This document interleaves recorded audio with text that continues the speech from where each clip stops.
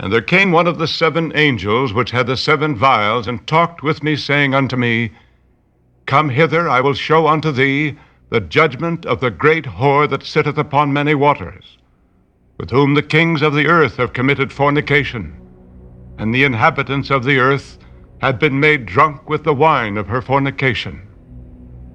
So he carried me away in the spirit into the wilderness, and I saw a woman sit upon a scarlet-colored beast, full of names of blasphemy, having 7 heads and 10 horns. And the woman was arrayed in purple and scarlet color, and decked with gold and precious stones and pearls, having a golden cup in her hand, full of abominations and filthiness of her fornication.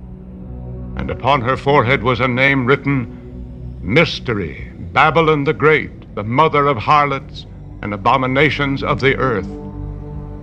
And I saw the woman drunken with the blood of the saints, and with the blood of the martyrs of Jesus. And when I saw her, I wondered with great admiration. And the angel said unto me, Wherefore didst thou marvel? I will tell thee the mystery of the woman, and of the beast that carrieth her, which hath the 7 heads and 10 horns. The beast that thou sawest was and is not, and shall ascend out of the bottomless pit, and go into perdition. And they that dwell on the earth shall wonder, whose names were not written in the book of life from the foundation of the world, when they behold the beast that was, and is not, and yet is. And here is the mind which hath wisdom. The 7 heads are 7 mountains, on which the woman sitteth. And there are 7 kings, 5 are fallen, and 1 is, and the other is not yet come. And when he cometh, he must continue a short space. And the beast that was and is not, even he is the 8th, and is of the 7, and goeth into perdition. And the 10 horns which thou sawest are 10 kings, which have received no kingdom as yet, but receive power as kings 1 hour with the beast. These have 1 mind, and shall give their power and strength unto the beast. These shall make war with the Lamb, and the Lamb shall overcome them. For he is Lord of lords and King of kings, and they that are with him are called and chosen and faithful. And he saith unto me, The waters which thou sawest, where the whore sitteth, are peoples and multitudes and nations and tongues. And the 10 horns which thou sawest upon the beast, these shall hate the whore, and shall make her desolate and naked, and shall eat her flesh, and burn her with fire. For God hath put in their hearts to fulfill his will, and to agree and give their kingdom unto the beast, until the words of God shall be fulfilled. And the woman which thou sawest is that great city, which reigneth over the kings of the earth.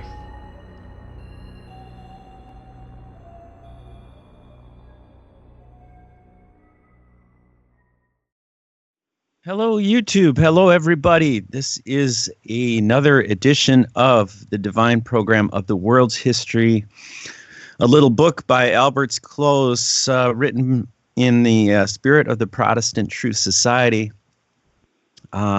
shortly after the turn of the, what would that be, the 19th to 20th century, in the year 16 or so. Yes. So here we are in the 21st century, and we are looking back on this work in its many, many, many points. And we are in the section right now dealing with European history, the Divine Program of the European History. And it's the second portion of the book. And I'm gathered here with Jörg Lissman and Daryl Eberhardt. And we are going to continue after our discussion of St. Patrick that we did last time. And so we'll start with Daryl. Daryl, good morning and welcome. Good to be on with both of you again and doing a reading here. I don't know how much we'll get into it, because I do have a few opening comments, because I've found a bunch of my books that I've been looking for that were buried in the basement, the breezeway, piled to the ceiling in my living room, and my living room is starting to look like it used to, with books piled 1.5 to 2 feet high all around my computer, so I can hardly get to my computer anymore. But I had mentioned to both of you before about these books that I've been finding that deal with this big problem that is really big in my area, big in my area, in southwest central Pennsylvania, of all this sexual abuse within the Roman Catholic Church, especially by the religious, which means, like friars and monks and nuns are all classified as the religious. And of course, many articles have appeared in the 2 local newspapers in my area, in the Johnstown-Altoona diocese, about an epidemic of priestly sexual abuse, mostly of boys and very young men, but the homosexuality is epidemic, rampant within the ranks of the priesthood of the Roman Catholic Church, not just in my local area, but it's big here in southwest central Pennsylvania, again, the Altoona-Johnstown diocese. And one of the books I found, and I'm not going to get into any book reports or anything, Jörg, I had sent an email, and he said he's already translated it, I think, into German, but I found one of my other books about priestly sexual abuse, and it's called Sex, Priests, and Secret Codes, the Catholic Church's 2,000-year paper trail of sexual abuse. And I'm looking at it's part of one of my working aids, I call them, about good book recommendations. And I'm not going to read it, but I do want a quotation that I found in the book that I thought is very, very telling on pages. I'm trying to get my computer to behave here. From pages 273 and 274 of that book that I just mentioned, and that quotation, it's a short quotation, but it's so true. It says, "Few bishops have sought forgiveness for their neglect, their blindness to the real harm done to their victims, their collusion in covering for abusive priests, their preference for preserving the church's image." I added the words "the churches," but for their preference for preserving image over the protection of their flock, and their unwillingness to assure the celibate practice of their priests.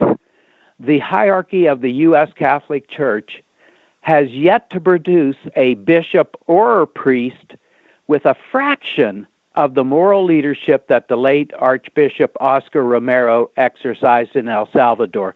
By the way, Oscar Romero went up against the Jesuits there, and there's a movie out about him that's a very good movie. It's just called Romero, I believe. Oscar Romero, Archbishop in El Salvador. He got gunned down with an M16 by a right-wing hit squad guy, and that's quite a story in a just of itself. But I just wanted to read that quote and Can I just mention the interrupt you fact. there, Daryl? Sure. I was doing a little bit of research today, because I translated that description that you are giving here into German, and I was reading on Wikipedia on this Archbishop Romero, because I found it very interesting that he was mentioned there, but it was not mentioned what he did. So I thought, well, I'm going to look him up, and I wanted to have a picture of him in this book, the picture that you just saw here in the video. I mean, you didn't see it, but the people saw it who watched the video. And I read all through the Wikipedia article, which is quite long, and it didn't say anything about what he did to or against child abuse within the Roman Catholic Church. Isn't that strange? Because I was looking that up and I thought, well, there must be something about it. There was mentioning something about quote-unquote dirty war, and he was doing charity and this and that, but there was nothing said against a quote-unquote fight or whatever against child abuse. So just... Now, I don't know Go ahead. I just want to fill up to what you are saying, to when the people go out into the internet and, for example, go to Wikipedia and look this Archbishop Romero from San Salvador up, the story that you just told about how he was killed and that he was killed by a gun squad, a major or something, that was it, who pulled the trigger, who was quote unquote from the right wing. Well, that's of course all the information you get from Wikipedia. That's of course all the way that they like to put it, right wing, left wing paradigm. That's what they love to do. But you don't get any deep information about the work of this archbishop, who maybe was really, even in biblical terms, a saint. Because that's how he is mentioned in this book that you are saying. I just wanted to intervene that little stuff because I just read about it today. This is how the Spirit works. I didn't know you were bringing Right. this subject up today. So, Well, but I want we to may share have this. So please go on.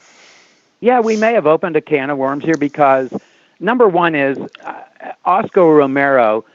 He was like Pope John Paul I, Albino Luciani, who was, we believe, murdered. A book by David Yallop, In God's Name, makes an extremely, almost an airtight case that he died under very extremely, let's put it, extremely suspicious circumstances, a very fortuitous premature death for the hierarchy of the Roman Catholic Church, because Albino Luciani, Pope John Paul I, was getting ready to clean house in the Vatican. I think he had seen a list in, I think it was Politico Observatory or something, but one of those Italian newspapers had a list. I think there was something like over 100, maybe 121 names of people within the Roman Curia, high-ranking Roman Catholic prelates, including a number of cardinals who belonged to P2 Masonry. Now, some people may think, oh, no, Masonry and the Roman Catholic Church are opposed to each other. No, a lot of high-level Roman Catholic prelates are P2 Masons, and probably other different Masons. But the fact of the matter is, he was getting ready to, as we had mentioned before, Pope John Paul I was getting ready to send into exile, if you would think of like if he was a Russian pope instead of an Italian pope. But Albino Luciani was getting ready to send these guys into Siberian exile, if we would make an analogy to people living in the old Soviet Union. He was getting ready to send these guys to Lower Slobovia and the far reaches of the Soviet Gulag system, if we're making a comparison, an analogy. But the fact of the matter is, he was taking these guys out of key power positions within the Roman Catholic Church and within the Roman Curia. The guys that help the Pope run the Vatican, Jesuit-controlled papal Rome. But Pope John Paul I died under very mysterious circumstances, and he was in very good health. His doctors reported that, and very vigorous and doing quite well. But it was just coincidental that just as he's getting ready to clean house and get rid of a bunch of these high-level people within the Roman Curia, he dies suddenly, and they don't allow an autopsy. And I would urge people to read the very thick book, In God's Name, by David Yallop, and you'll see that they certainly had the motive to off him, as to use the term, to assassinate him. They wanted to get rid of him. Oscar Romero is a very interesting character. I've seen the movie. I have it. I would urge you people to watch it if you can. Watch that movie, especially if it's free up there on the internet. It's called Romero. I think is just they use his last name as the title of. It's more of I guess it's a movie documentary, but it gets into Oscar Romero, and he was sick and tired. I started to say he was a bookworm, like Albino Luciani.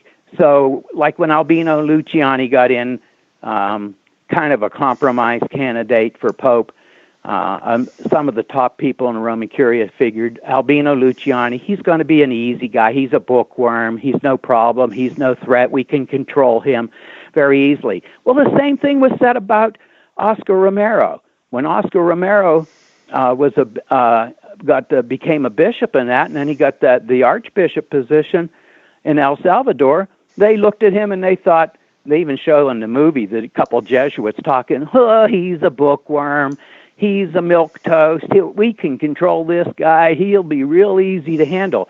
Well, Romero didn't like the fact that one of his priests under him got murdered by these right-wing death squads, and these squads are, they're epidemic and have been epidemic in regimes like Argentina, but in other regimes in Latin America, where, like in El Salvador, where they were going around killing anybody and everybody that didn't fit into the plans of the right-wing government and the church, which were lockstep together, marching together in having people disappear. Well, in Argentina, I think they were flying them out into the ocean and tossing them out of helicopters. Anybody that opposed the church or the government, church and state, was gotten rid of, disappeared, never got heard of again. And it reminded me of the old Soviet Union, where people would get into the gulag system of labor camps and slave camps, and that, where they never heard of them again, where they got tortured, where they were allowed to freeze to death, where they were allowed to starve to death. It just reminds me of these stories. And then to see that Oscar Romero was speaking out against these right-wing death squads that were running around murdering people, kidnapping people, including children, torturing women and children, big time. And Oscar Romero started speaking out about it, and these guys, like the couple Jesuits there and that, they started saying, oh, wait a second, this he's a bookworm. He isn't supposed to do this. He's supposed to keep his mouth shut. He's supposed to be a good little boy and be a milquetoast, and we'll warn him and tell him to keep his mouth shut. And that didn't work because Oscar Romero had a little bit of backbone and spine. He had a lot of backbone and spine. And he stood up against these crumbs, these dirty murderers and torturers in El Salvador. And because of that, and he wouldn't back down, they just made little plans to have, and I think it was a National Guard guy that shot him in the a member of the right-wing death squads, and I think he was enlisted soldier, walked into the church when, and I know we're not going to get into the doctrinal ends of this, but Oscar Romero was saying Mass in a church, and as he's up there saying Mass, this soldier walks up the center aisle a couple feet and just levels his M16 at the guy and shoots him dead.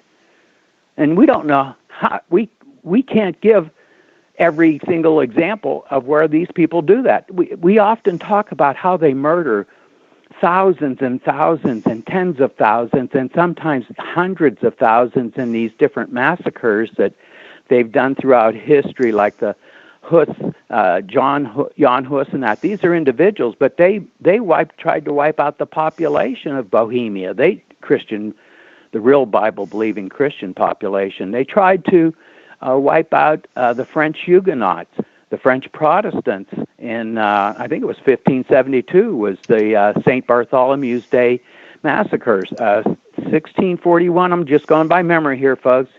Was the slaughter of, I think, about 150,000 Irish Protestants, again, where they tortured and mutilated. They hung women from trees and cut their babies out of their womb.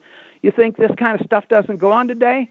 Watch a documentary called The Inquisition, or the Catholic Inquisition. It happened in Croatia. They were cutting babies out of the mother's wombs while they're still alive, cutting their eyes out, crucifying priests to wooden doors. This is all documented, heavily documented in books like Convert or Die, Avro Manhattan and Edmund Paris and his book, The Secret History of the Jesuits, that you can get from Chick Publications, by the way, which makes a very good case that Jesuit-controlled papal Rome fomented both World War I and World War II. But back to the subject of the priestly sexual abuse and that. I found a number of my books, and one of those books, and I think I've found at least 6 or 8 now here recently that I picked up, and it's called, again, The Sex, Priests, and Secret Codes, the Catholic Church's 2,000-year paper trail of sexual abuse. And it's by 3 Roman Catholic authors, folks. 3 Roman Catholic authors named Thomas P. Doyle, A.W. Richard Sipe, and Patrick J. Wall, and one of them is a priest. And they get into showing how that the Roman Catholic Church has a 2,000-year paper trail of sexual abuse. This was going on in monasteries and convents, which often had tunnels between them. Now, the reason I'm bringing all this up is I've got a book right in front of me that Dr. Alberto Rivera supported and got out to people. He had it published, called Maria Monk, The Nun That Lives Again. And, of course, they poo-pooed this, and they attacked Maria Monk. I don't know what her real name was. Some of these people take assumed names. But it just reminded me how folks have been demonized by papal Rome throughout the centuries. But I think of Dr. Alberto Rivera, who they believe was poisoned. His wife believes he was poisoned. And then, of course, the Roman Catholic Church went after him, and I'm going to give you just a few people's names, but they can't deal with truth. So what the Roman Catholic Church resorts to is what they call ad hominem, which is a Latin phrase. You go after the person, you go after their character, you go after their reputation. You can't dispute them because you're going to lose every time, because they'll knock your socks off with their because they have truth on their side. So all that they can resort to are lies, innuendos, and ad hominem attacks. And all of these people that I'm just going to mention here: Dr. Alberto Rivera, Jack T. Chick, the godly pastor Charles Chinnicky, Maria Monk, the nun there. There was another nun, Sister Charlotte. They used to have her testimony up on the internet. These people's testimonies all agree, by the way. So if you say, oh, no, this Maria Monk, she never really existed, the Catholic Church came out and said, oh, she was in an asylum, she was never a nun, and that's all they can do is tell lies, innuendos, and do ad hominem attacks, but they can't stand toe-to-toe with anyone that has the truth on them. They can't debate the truth. They have to say, oh, that person never really existed, or they weren't, like in Dr. Alberto Rivera's case. Oh, he was never a Jesuit. But there's books out there that have pictures of him with his ID card, and we poor people are not as sophisticated as the CIA and the Knights of Malta, the Jesuit-controlled CIA and the Jesuit-controlled Knights of Malta. We can't buy all kinds of expensive equipment and make fake papers like they can and do.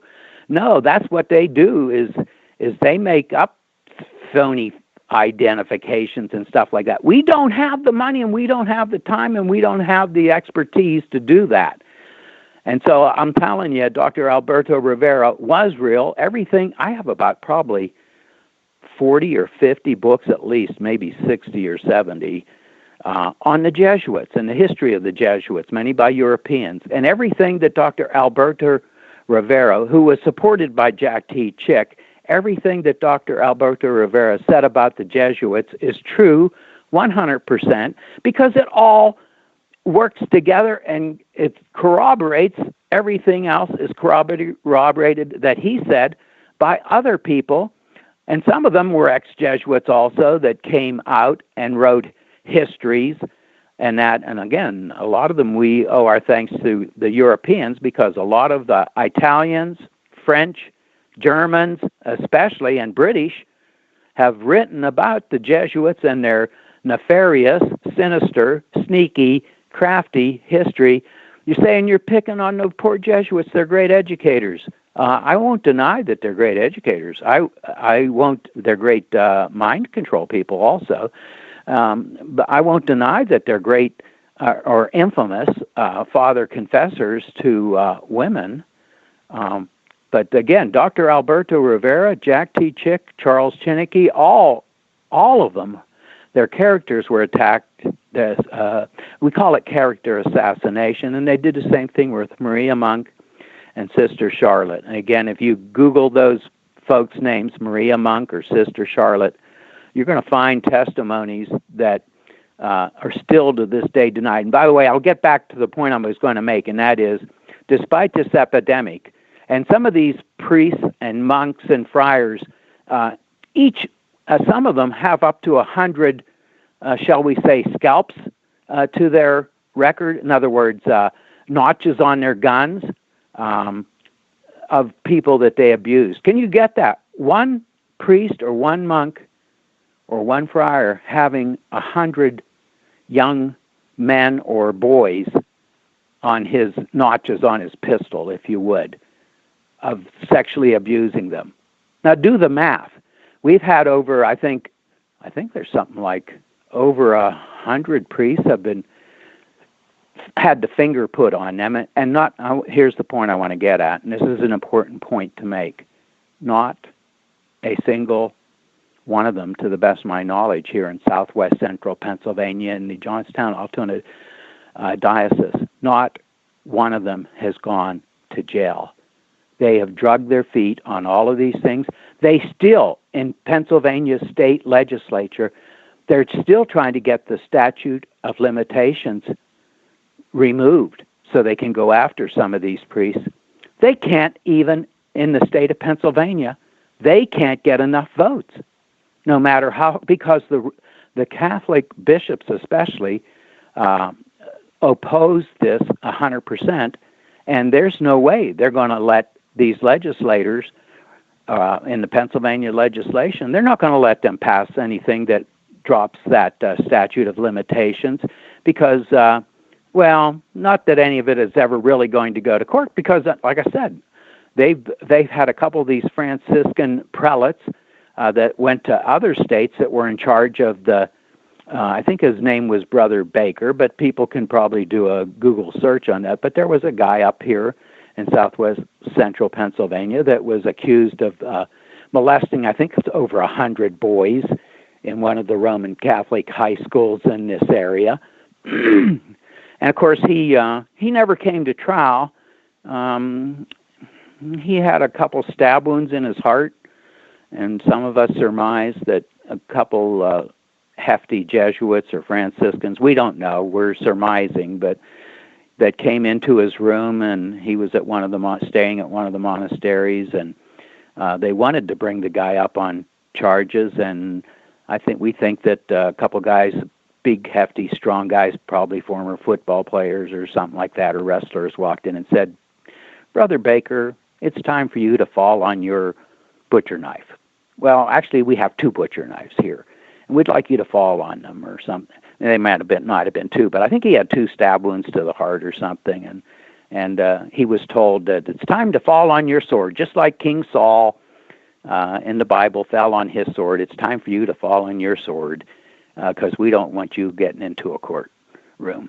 But most of them never see a courtroom because we had the one Monsignor here in this area when we had Bishop Adamek was running actually a couple counties here, Cambria County and Blair County. This Monsignor, and I'm not going to say his name because I'm going from memory and it's a lot of years ago, but this Monsignor, we had mentioned this in a previous YouTuber, there he is in front of the camera and being asked about, are you worried that some of these priests are going to go to jail? And he openly bragged, "Oh no, we appoint the sheriffs in these counties. We appoint the police chiefs. No one gets appointed to those positions unless they've got our backing, probably and the backing of the Knights of Columbus in this area. But none of them are going to get appointed. None of them are going to be prosecuted because we control the judges, we control law enforcement." This is sad. We're talking about a state in the United States of America, Pennsylvania, where we had a couple newspapers, at least, with the guts to go after this horrible cleric epidemic, this virus, this plague, but it is an epidemic, a rampant epidemic of priestly sexual abuse of boys and young men. And despite all of the efforts of the newspapers in exposing it, how come none of them are in jail? If any of us, like my brother Brett there lives in Minnesota, if he in Minnesota or me in Pennsylvania, if we go out and run over children with our cars or something, you know what, we're going to jail. But these people do worse, and nothing happens to them because they're part of they have like diplomatic immunity. They belong to the Holy See. They belong to they have a citizenship in a different country. They have diplomatic immunity from prosecution, don't you know? Because they are not only citizens of Pennsylvania or let's say Minnesota, because Minneapolis-St. Paul has had a big problem too up there with this kind of stuff, but they're also citizens of the Holy See, of Papal Rome. And that citizenship takes priority over their United States citizenship. It takes priority over their citizenship or whatever, membership and being in, like in Pennsylvania, is the Commonwealth of Pennsylvania or in the state of Minnesota. It takes precedence over everything. Because if you are a Roman Catholic priest or monk or nun or anything, and you are in one of these other states or commonwealths or in a country like the United States of America, well, your papal citizenship takes priority over. And so people talk about some Jews that have, let's say they're citizens of the United States and Israel, and people go, oh, how horrible, dual citizenship. Make up your mind, do you want to be an American or do you want to be, an Israeli? Well, what about people that belong to Papal Rome, Jesuit-controlled Papal Rome, and have a dual citizenship? How about them making up their minds whether they want to be under the Holy See, under the papacy, under Jesuit-controlled Papal Rome, or do they want to be a citizen of the United States of America? And we had a lot of courageous people that have written about this. Samuel Morrison, we've mentioned a bunch of other ones on this broadcast. John Dowling, I think his name was Justin Dewey Fulton. But a lot of people writing back in the 1800s were warning people, watch out. These heavy waves of immigration from Roman Catholic countries are designed for a reason, and it is to Romanize the United States of America. And boy, not only did it happen, like here in my area, and I have a lot of Roman Catholic friends, so this isn't Catholic bashing. I love a lot of my Roman Catholic friends. In my area, southwest central Pennsylvania, was heavily settled by a lot of good-hearted Roman Catholics from Poland, from Ireland, and from Germany. There's a lot of German Catholics came into my area in southwest central Pennsylvania, a lot of Irish Catholics, Polish, Irish, and German. Were many of them good, hard-working people, a lot of them hard-drinking people, because my area has a lot of these folks in them. But believe me, I love many individual Roman Catholics, but this epidemic of clerical sexual abuse of boys and young men and women, we need to add that because we mentioned in a previous YouTuber that tremendous book by William H. Kennedy, Lucifer's Lodge, Satanic Ritual Abuse in the Catholic Church. That's a Roman Catholic writer who probably died a premature death, by the way. He and about 3 or 4 other men that were writing, all of them were writing about the priestly sexual abuse within the Roman Catholic Church. All of them were threatened and warned to back off, and we believe at least 3 or 4 of them were murdered. Were given suspicious, mysterious deaths. I'm getting tired of it, and I think that my Christian brothers are too. We're getting tired of them not only assassinating people through character assassination, but also literally murdering them, as they did Dr. Alberto Rivera, the ex-Jesuit. He was a Jesuit, as the book is Alberto for Real. I think that was Sidney Hunter. And again, I'm going totally by memory here, sitting in amidst of all of my books here. So, guys, I guess I maybe opened a can of worms again, but this all ties together, and with what Jörg's been talking about and running a YouTube sessions, I believe also in German and Dutch, and mentioning this problem. It's epidemic. It's not just epidemic in my area of southwest central Pennsylvania. It's all over Europe and the United States, and I'm sure it's big in Latin America too, of this sexual abuse of boys and women. And it's interesting, William H. Kennedy, he wrote the book again, Lucifer's Lodge, Satanic Ritual Abuse in the Catholic Church. He made the statement that, wow, I started to write my book about the pedophile priest, the abuse problem in the United States, but he says the more I investigated, the more I noticed that maybe the abuse of women and girls is even bigger than the abuse of boys and young men. So think about that one for a second. And, of course, we've mentioned before the books that were written about the confessional, how that leads to all kinds of problems. And I think that's something Jörg can probably speak very well to, too, is The Priest, the Woman, and the Confessional. Charles Chinnicky wrote that book, and you can get that through Chick Publications, chick.com. The Priest, the Woman, and the Confessional, tremendous book showing about how they were trained, these Roman Catholic priests, to ask young girls, teenage girls, and women sexual questions. And that's something, Jörg, that I would imagine you might want to talk about a little bit, because you've looked into that. This Liguori and the other Catholic fathers that came up with all these questions in Latin, but of course that's one thing that they will speak in the vernacular, is they will ask these people in the confessional these questions. And again, I ask, as I've asked some of my Roman Catholic friends, and I have many of them, growing up in this area, I said, how can you let your wife and or your daughter go confess her deepest secrets, her sexual thoughts? Because these guys are trained to probe and ask questions about their sexual activities.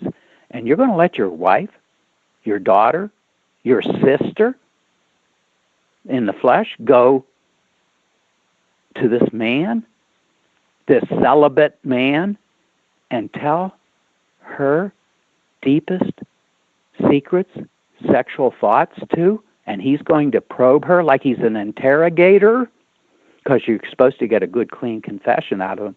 And I hear some people say, oh, most Catholics don't go to confession anymore. There's still a fair amount that do.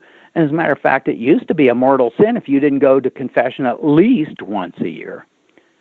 And in other places, they kind of put a lot of pressure on you to go a whole heck of a lot more often than once a year.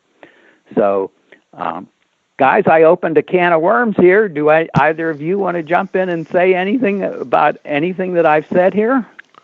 Well, the only thing that I can jump on for the moment right now, Daryl, is on Alfonso Liguori.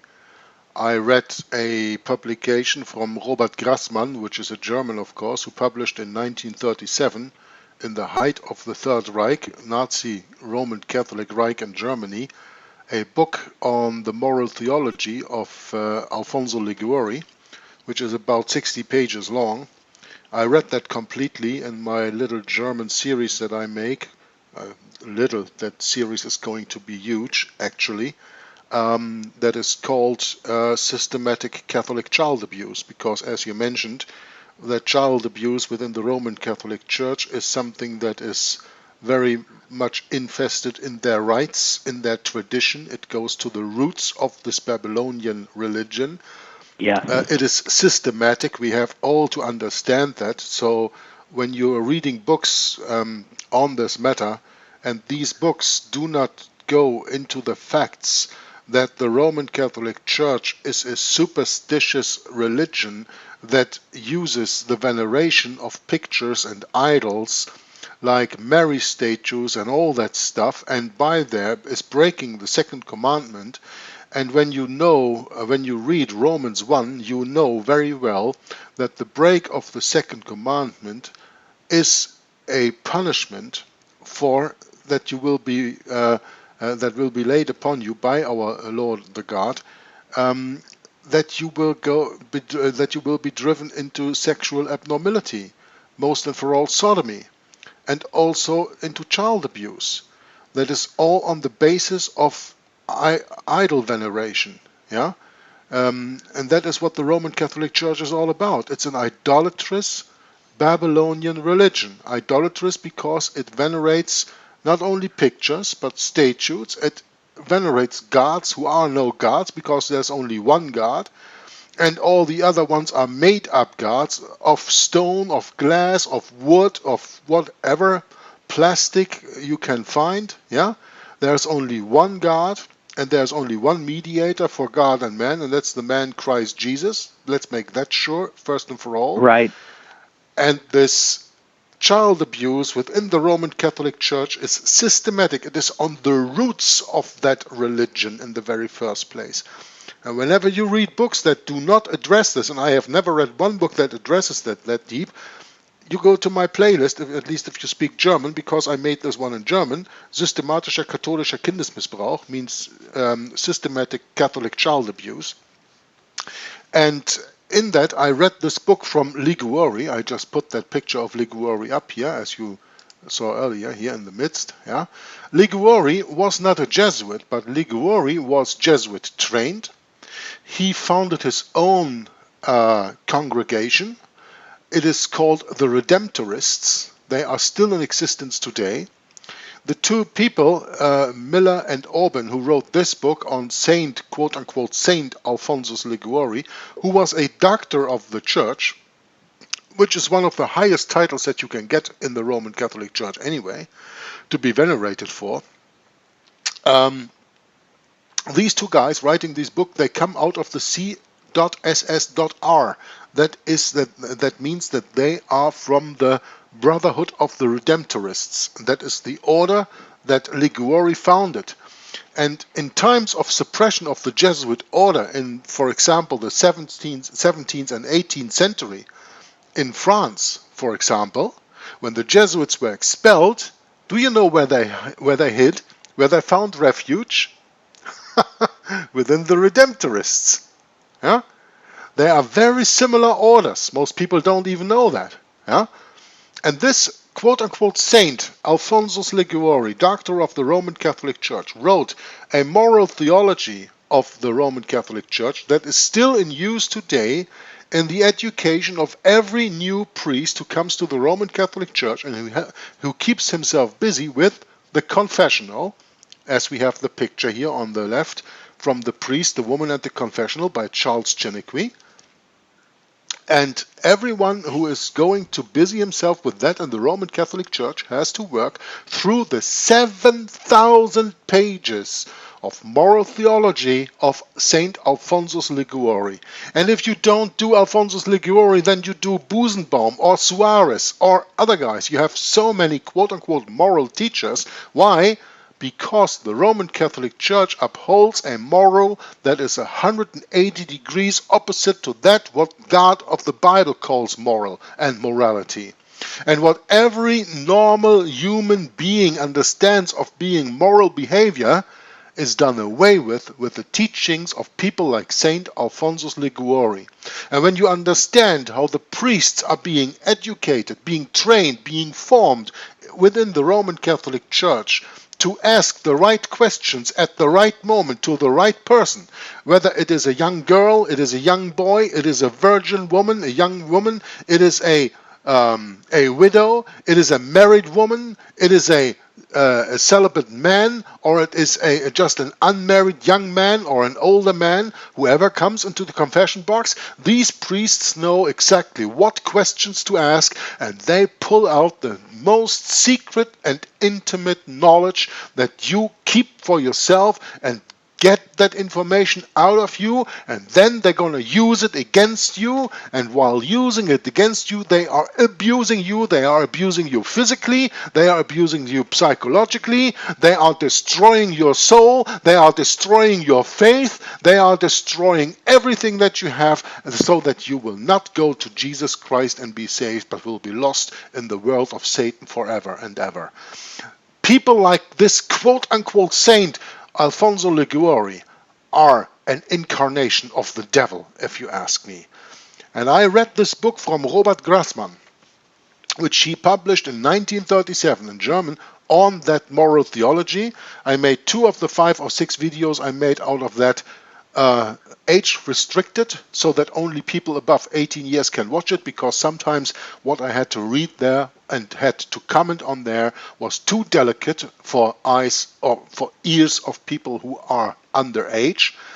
That's why, of course, these videos are not that much popular, because many people, when they see, oh, this is age restricted, I don't want to see that, they don't go there. But I can tell you it's very interesting. And you can, of course, look Liguori's work up also in English. You can find it on the internet. I think you can find it as a PDF. I didn't look right now, but if I can find it in German, you can surely find it in English, because in English we have so much more documentation on the subject all over the world anyway. And then you will understand how systematic that abuse, and not only child abuse, but that abuse within the Roman Catholic Church is. And let me make one more last point. That's also a point that I made in my readings there. We are speaking of child abuse. But don't you understand that every abuse of any man, of any woman on this earth is child abuse? Because we are all children. We are all children of our Heavenly Father in the very first place. So whenever you are abusing a boy, a girl, a teenager, a young man, a young woman, an old man, you are always abusing a child of God. So you're always child abusing, not only with minors, but also with adults. They are all children of God. That is something that is sometimes so easily forgotten. Can you tell me where this moral comes from, please? That you get a child and that you love it and you raise it up and you give it everything you have and love and respect and devotion, and you put it through schools and universities and all that stuff to give it a good education, as you think you give it a good education, and you let it out in the world and you love that child, and the child is protected by the state on every moment until the moment it turns 18. Oh, now it's no child anymore. Now it can go to the military. Now it can die for the Roman pontiff. Don't you see the hypocrisy in that thinking? That from the moment you turn 18 years old, you're not a child anymore? You're always a child of God. And that's what the Roman Catholic Church always abuses to the core. Well, those are my 5 cents to this, Daryl. Yeah, and very good points. You made that in the last YouTuber also, and it's a great point, and that is that God doesn't look at the age. He doesn't care. What he cares is that parts of his creation are being destroyed, and the height of his creation was the human being. And God doesn't like to see his children sent off to get mowed down in all of these papal-inspired, Jesuit-controlled papal Rome-inspired, choreographed, and orchestrated wars. And we pointed out a number of times that these wars, when you read Edmund Paris's book, The Secret History of the Jesuits, if he was a lawyer and he was taking that case into an honest court with an honest jury, I don't think he could lose. I think people, even if you had 10 out of 10 or 12 out of 12, whatever the jury size is, being Roman Catholic, if they were honest, they would have to convict the Roman Catholic Church not only of all this sexual abuse clerical sexual abuse within the Roman Catholic Church, but they would also have to convict them on fomenting and orchestrating wars that have led to the deaths of millions upon millions upon millions. World War II, I think, alone, 66 million minimum, maybe 70 million. I've seen both figures. People died premature deaths, many of them women and children and elderly in World War II because of the firebombing of German cities, especially in the northern parts of which were the mainly Protestant, so-called, parts Hamburg of Germany. Dresden, yeah. Dresden, yep. And Hamburg. Yeah, yeah. But I Yeah, remember, yeah, I for sure. remember from my grandmother when she was still alive. She was a survivor of the firestorm that was there in Hamburg when Mm, Hamburg got firebombed, and I think plus 75,000 people died in one night from these fires because there really was a firestorm. That means that the fire yes. went berserk all over the city, destroying everything in its way. And my grandmother even told me, because Hamburg had a very famous zoo, Hagenbeeks, and all the wild animals running on the streets, lions, giraffes, hippopotamus, and all these animals you could see running down the street because it was all bombed down, you know. And in Dresden, with quote unquote Bomber Harris, he bombed Dresden in one night, and they killed. They don't admit it that it was that many, but when you get to the real numbers, they killed about 500,000 people. Most of them were refugees coming from the Yep. eastern parts of Prussia, coming from Silesia, Pommern, and East Prussia, all that stuff. They were fleeing before the Bolshevik army, yeah, and they were going to Dresden for refuge. And when they were there at the refuge, this Bomber Harris, this general or whatever he was from the RAF, did nothing else but bomb the shit out of the whole city of Dresden and bombed it to the ground and killed And by that, that at least about mm, 500,000 people. And today, now let me show you this picture. You won't believe your eyes. You have in Germany people of this so-called Femin group. Yeah, this is a very militaristic feminist group. And what do? They undress themselves and write on their naked body, Bomber Harris, do it again. Vile feminist Mercedes Reichstein calls for second firebombing of innocent men, women, and children in Dresden. So here on the one side of the picture, you see this feminist putting up her middle finger, of course, writing all over her body, Bomber Harris, do it again. And on the other hand, you see the mutilated, burned, almost to the ash, burned corpses of Dresden. This is the mentality of the psychotic left. And with this picture, again, what do? Divide and conquer. This is the left. yep. Therefore, we have to put again the right. And then we're going to smash them two together, and what comes out of it is our synthesis. That's what they did in World War II so wonderfully, almost perfectly. Almost Um, perfectly, they are using the communist left against the fascist and mhm. national socialist right. And what comes out of it? The European Union of 2019. Isn't that great when you can see through this deception and can see through it all and see who is behind it all? Yeah. And Jörg, a real good point there, and that is that the bombing with conventional bombs Yeah. on cities like Hamburg and Dresden, Yeah. where what more people died in those bombings than in the atomic bombs that were dropped allegedly on, because some people think they might have been ground. It doesn't matter. But the fact of the matter is that more people died in those fire bombings with conventional bombs. And a lot of those bombs were incendiary, by the way. They were designed to create big fires in refugee-filled cities, mostly elderly and women and children fleeing to those cities.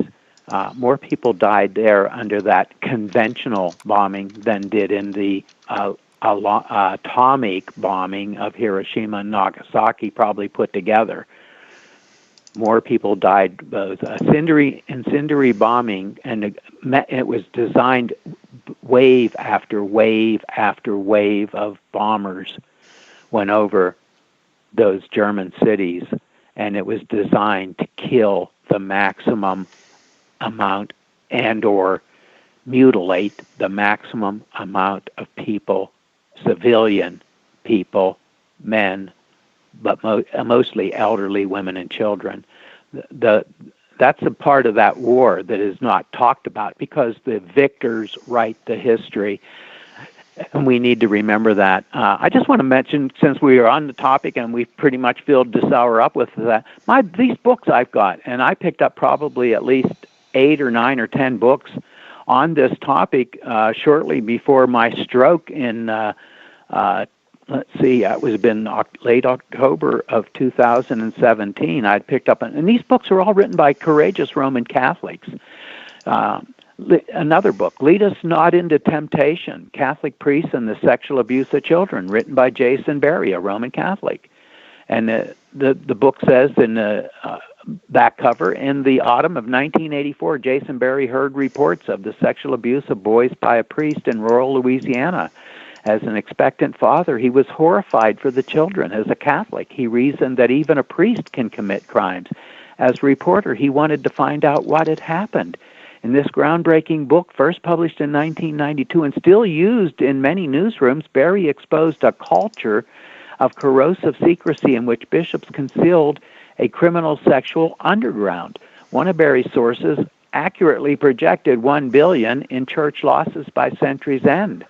Lead Us Not Into Temptation, the book, is a masterful narrative of an epic crisis as it unfolds. The story begins, it's in one of the Louisiana counties. A single priest abused dozens of children. It moves to the Vatican Embassy in Washington, D.C., where a secret pedophilia report warns American bishops of staggering implications if a forthright policy is not soon adopted. Yet cases keep surfacing. New York City, Minneapolis, St. Paul, Chicago, Cleveland, Honolulu, Seattle, New Orleans, or some people say New Orleans, and in Canada, as Berry unpeels, and that's his word, a web of suffering. In other words, he exposed a web of suffering and struggles for justice. As much about journalism as the cover-up culture, the author exposed a decade before the Boston Globe's major series. This updated edition stands as a fair and fearless portrayal of the Catholic Church's worst crisis in centuries and as a haunting affirmation of faith. Again, Jason Berry, Roman Catholic, Lead Us Not Into Temptation, Catholic Priest and the Sexual Abuse of Children. And then another book, Lucifer's Lodge. I mentioned that, Satanic Ritual Abuse in the Catholic Church by William H. Kennedy. That's a 220-page.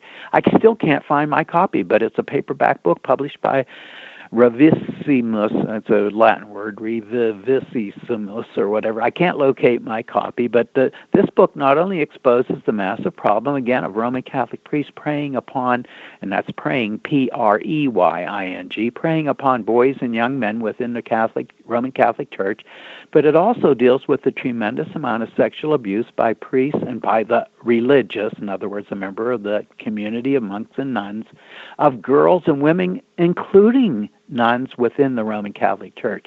William H. Kennedy, a Roman Catholic, again, a Roman Catholic author, met with an untimely death, as did a number of other individuals who were exposing sexual abuse, especially by priests and prelates within the Roman Catholic Church. This book, I believe Brett found that book. It's available on the internet in PDF format because it's awful hard to find an old paperback used copy of the book because they're asking a whole bunch of money for it. But there are, I found at least, I'd say, 8 to 10 good books written by Roman Catholics, courageous Roman Catholics, exposing this epidemic problem within the Catholic Church. And I'm just looking real here through, I've got a working aid that I've created with a lot of good books to recommend. Here's the one, another one, Sacrilege, Sexual Abuse in the Catholic Church by a Roman Catholic. I believe the guy's an investigator, was a federal investigator, Leon J. Podles, P-O-D-L-E-S, Sacrilege, Sexual Abuse in the Catholic Church. Here's what it says for the first time on the back cover. An author skilled in investigations with a knowledge of theology and history surveys and analyzes the crisis of the largest institution in the world. You get that? The largest institution in the world. Sacrilege, the book Sacrilege, explores the deep roots of the Catholic Church's sexual abuse scandal, revealing its full depth and breadth. As former federal investigator Leon Pottles documents, abuse is not limited to a few well-publicized cases in New England. It has occurred in every type of Catholic institution in every time period throughout the world. In the United States alone, some of the worst cases of abuse go back to the 1940s, remaining hidden until exposed for the first time in Sacrilege. In horrifying yet necessary detail, the book Sacrilege explores the full extent of the damage, showing how victims were failed by bishops, laity, therapists, police, courts, press, and even popes. I gave you the example of my southwest central Pennsylvania here, the two counties, Blair and Cambria counties, and that we've seen so many of these people skate by, and nobody goes to jail. Getting back to the description on the back of the book, it's almost done here. Examining the history behind today's headlines, Dr. Pottles reveals how centuries-old theological errors encouraged blind submission to the hierarchy by making obedience to authority the highest virtue. He also shines a light on the new theological errors popularized since Vatican II that glorify every type of sexual expression, including pedophilia. Did you get that? Even pedophilia is glorified by these theological, quote, errors popularized since Vatican II. The book Sacrilege will prove an essential resource for all those concerned with the history and future of Catholicism. I mentioned this other book. I'm not going to repeat it again. I'll just say the title, Sex, Priests, and Secret Codes, The Catholic Church's 2,000-Year Paper Trail of Sexual Abuse by 3 Roman Catholics, including a Roman Catholic priest, but Thomas P. Doyle, A.W. Richard Sipe, S-I-P-E, and Patrick J. Wall. That's a 388-page hardcover book. And we had mentioned before this big book by Randy Engels. I'm looking for it here. And that, I can't believe the size of that book. That book's as thick as a Philadelphia phone book. Of course, there's The Priest, the Woman, and the Confessional you can get by Charles Chinnicky. Now, that's a little bit older book, but it's a great book. Okay, here it is. The Rite of Sodomy, Homosexuality and the Roman Catholic Church. This lady's in my area. She's not very far away. She's a Pennsylvanian. Randy Engel. She wrote a 1,282-page paperback book published in Export, Pennsylvania. It's called The Rite of Sodomy, and I know that we talked about it before, but homosexuality and the Roman Catholic Church. Randy Engel, 1,282 pages. She's a Roman Catholic. And this is what the back cover of that comment. Yep. Comment. Okay. You know, all of this talk about priests and sexual abuse, it's the most disgusting, despicable thing on the face of the earth, and it makes people like me sick to death. And I just, I just can't, I can't wrap my brain around how perverted this subject is. It's just, it's beyond filth. It's just, this is one reason why videos like this you can't find discussions on this topic, because it's so damn filthy. No one wants to hear it. This is how bad Satan's polluted the earth. And how much longer, Lord, will this continue? We're all sick of it. That's a good point. And the reason that I think that Jörg has covered this so well in Dutch and German and in English, and that I'm bringing it up is that these people skate by because of their dual citizenship, the dual citizenship that they have. So the cover-up continues.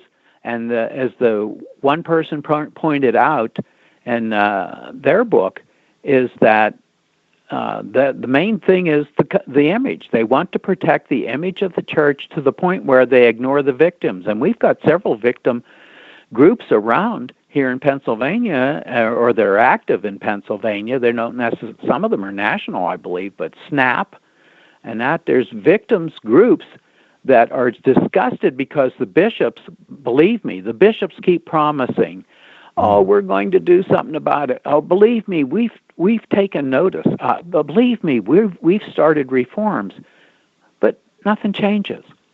Despite all of their talk, nothing changes. It's all just talk. Yep, that's right. It's just big talk to get Nothing can change because it is on the basis of their religion. Mm-hmm. That's why it is a systematic Roman Catholic child abuse. And I don't care for minors only. Every man, every woman on this earth that is abused by the Roman Catholic Church is a child of God.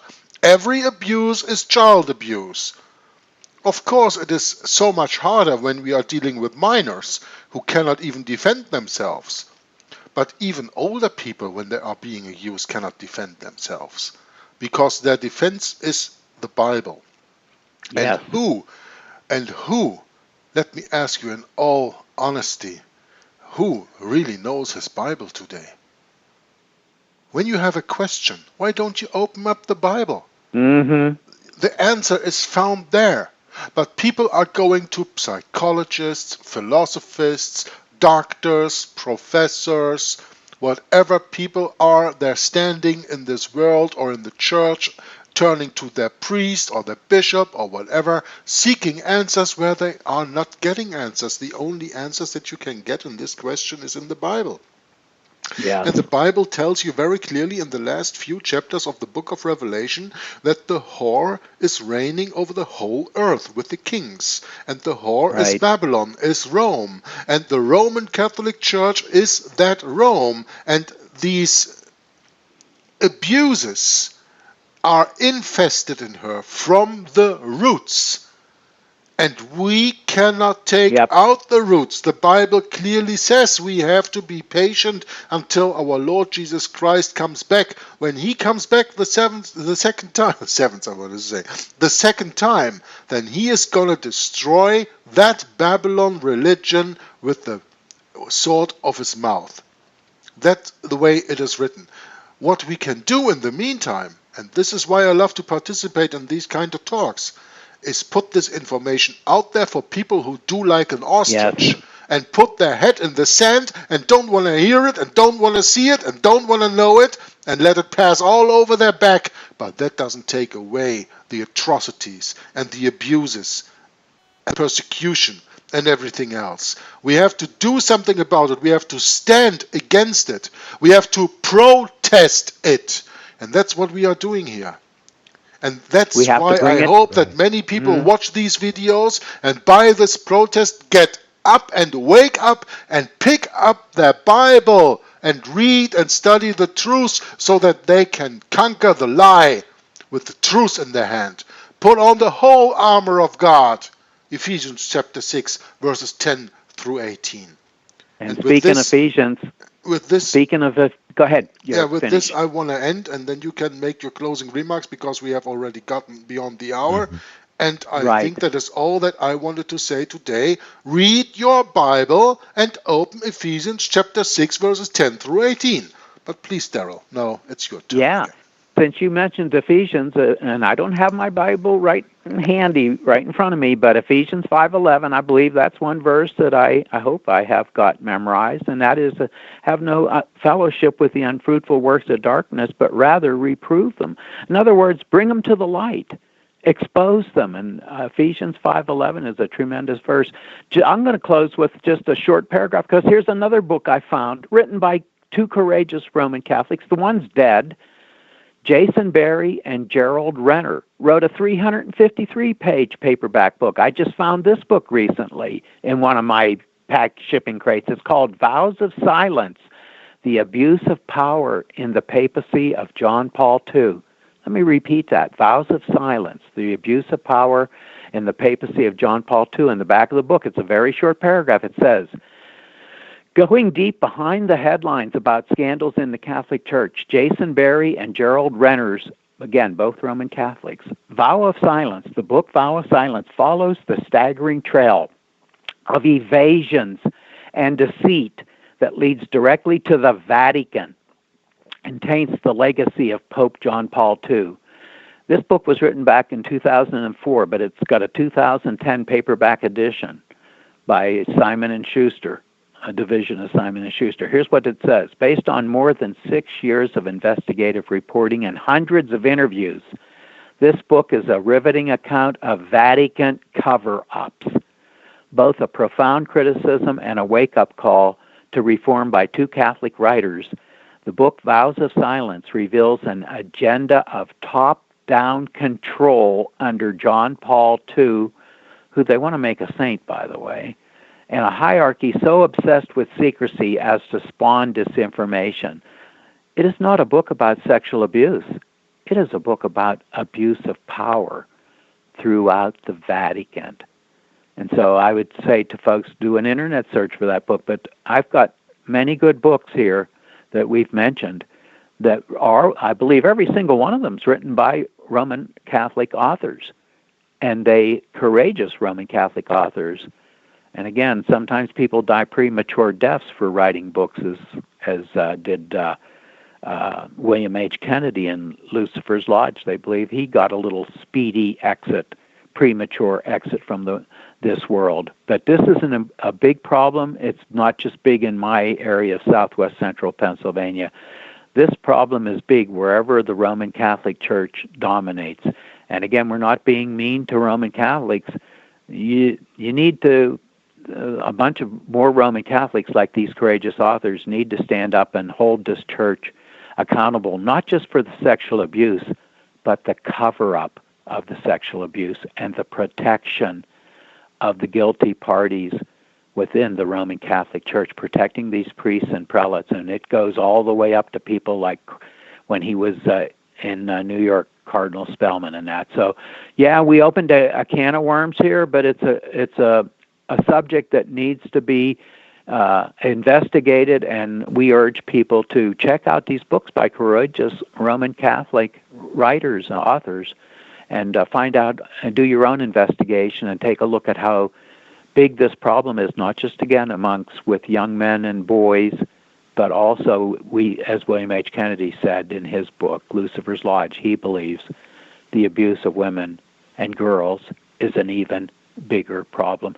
So good to be on with both of you again today, and getting good information out to folks so that they can do their own investigation. And thank you for the great work that you both of you do with the graphics and that on these YouTubers. I call them YouTube recording sessions. The graphics are tremendous, and I'm glad you guys can do that. I can't. But if I die a premature death, by the way, I'm 71, but my heart is super strong, and I can walk up pretty steep hills even with my stroke side dragging me down, slowing me down.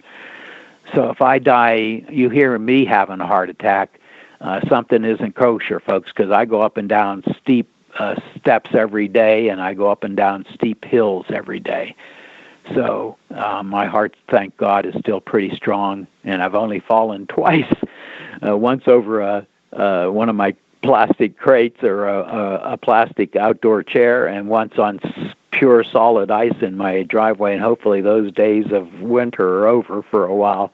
And I can tell Yerk that I can see my grass now, so he can't brag that he's the only one that can see his grass. So we do have a little bit of humor that we inject into these YouTube sessions. So God bless you both, and thanks for the great work that you do with the graphics. You're welcome, Daryl. Thank you, Yerk. Thanks for just delving into this subject. It's probably the worst subject for myself. Speaking for myself and on my YouTube channel here, because I really despise sexual sin. It's not as if we have enough problems on our own, in our lives. And then, you have to deal with the abuse of others. And there's going to be a lot of sorrow, a lot of tears shed over this. And there already has been. That's the point. It's just one of those things that I don't know. I just don't have any more words. So we'll catch up with you guys next time. God bless. Bye-bye. Since World War II, America has encouraged and benefited from the global advance of free markets, from the strength of democratic alliances, and from the advance of free societies. At one level, this has been a raw calculation of interest. The 20th century features some of the worst horrors of history because dictators committed them. With eyes now opened, look at yonder sight. Satan transformed, an angel of the light. His left hand holds a crucifix, his right a naked sword. What harmony in these, the quickened sense the adversary sees, spite of disguises, as the piercing eye of Jesus did the prince of hell descry. Hid in the form of Peter, so our gaze looks on the lie with anger and amaze. Rome is a hierarchy, and means the reign through priests of the old enemy again. 200 millions of the sacred sway of the triple tyrant and his word obey. Upon them 500,000 priests with feet audacious tread and tramp as seemeth meet. Upon the priests 1,000 bishops climb and cluster on their shoulders while sublime. Above the bishop cardinals appear, and over them the ruler of the sphere. The aged autocrat, and close behind frowns the dark visage of the mastermind. O form half seen, half hidden, black as night, and blood-stained, furtive, shrinking from the sight, slippery, unearthly, calculating, cold, the papal helm and scepter thou dost hold. Yes, thou! The vision startles men at times, and then recedes the mountain of thy crimes. Looms like a lurid Etna twixt the clouds, and while the world is gazing, darkness shrouds the horror, and men think on it no more. Yet there it is in fact, as it was before. Satan himself beneath the sacred name of Jesus followers the loftiest claim, the purest doth advance, angel of light.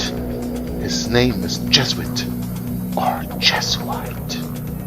The company of Jesus, Satan's band, his own militia, his material hand, his heart of falsehood, his most subtle mind, his serpent shape while coil in coil doth wind, and in the folds the fangs, the glittering eyes. God shall unearth thee yet, thy sentence lies writ in his book, yea, hast thou never read, the woman's seed shall bruise the serpent's head?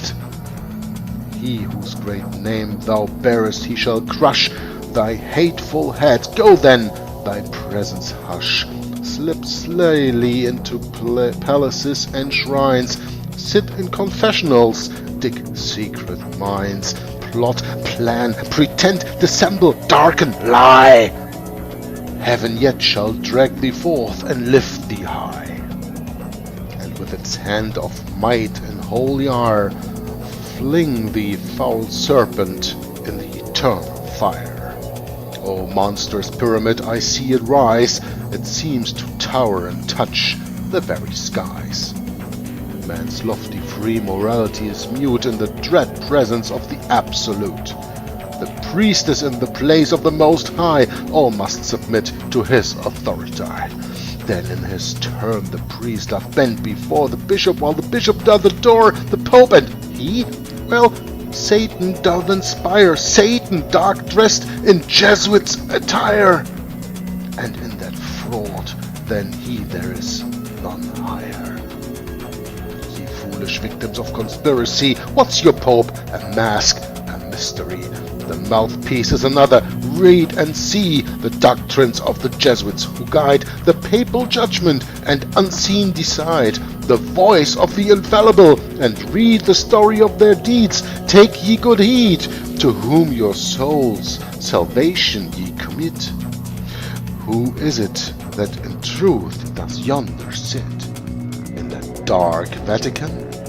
See wheel and wheel, how works the strange machine, so to which ye kneel, and how one name another doth conceal. Apostles guide none now, the church is dumb, the fathers dead and buried, conscience numb, the intellect, the soul have lost their eyes, Bibles are banned and wisdom only lies in one man's breast, and who is at his back? Ah, that's the question, only trace the track behind the papal chair, where to and fro it winds, and you shall meet with wonder, lo, another pope behind the pope we know.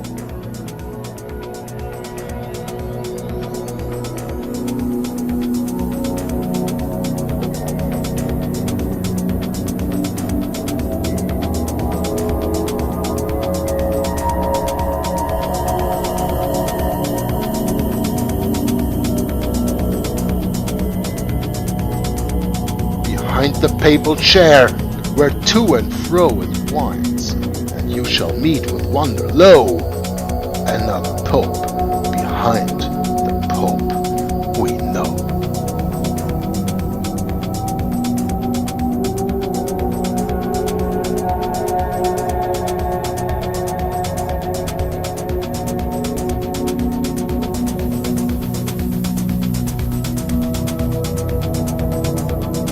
Another pope behind the pope we know.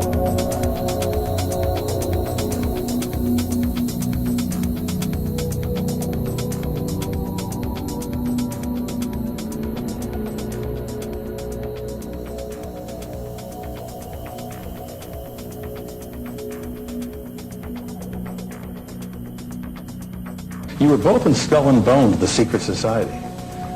It's so secret we can't talk about it. What does that mean for America? The conspiracy theorists are going to go I'm wild. sure they are. I don't know. I haven't seen the web. Number 322? First of all, he's not the nominee. And, look, I look Are forward... you prepared to lose? No, I'm not going to lose.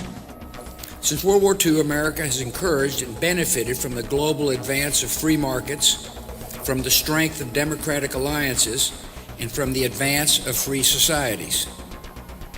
At one level, this has been a raw calculation of interest.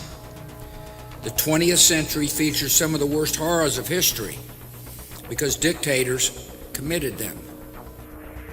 If this were a dictatorship, it'd be a heck of a lot easier. Just so long as I'm the dictator.